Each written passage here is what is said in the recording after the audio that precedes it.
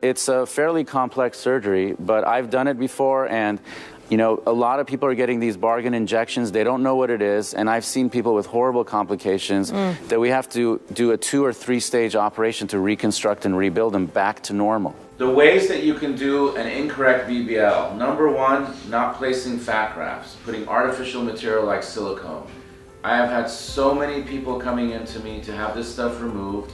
It's a huge problem, can never be done in one surgery. Often 2 to 4 to 5 surgeries are needed to little by little try to remove some of that and replace it with natural fat graft tissue. Number 2, the fat grafts cannot be in the wrong place. If a surgeon is not experienced, injects them too deep into a vein or near a nerve, you can have permanent nerve damage and you can have fat going into your bloodstream, which is not good at all. It can be catastrophic.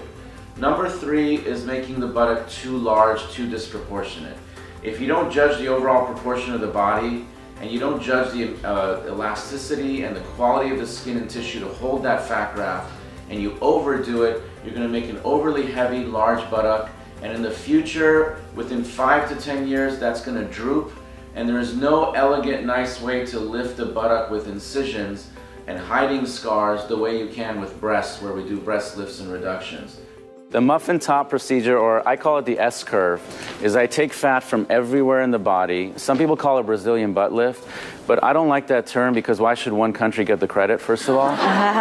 Second of all, you have fat all over your body, so my focus is not just the butt. I want to create harmony in the whole body and create those beautiful Marilyn Monroe curves. So that's a before picture. This is before, so she has a lot of fat around her midsection, and she has a big muffin top, and her buttock kind of looks like it's lost in there. It's a little flat.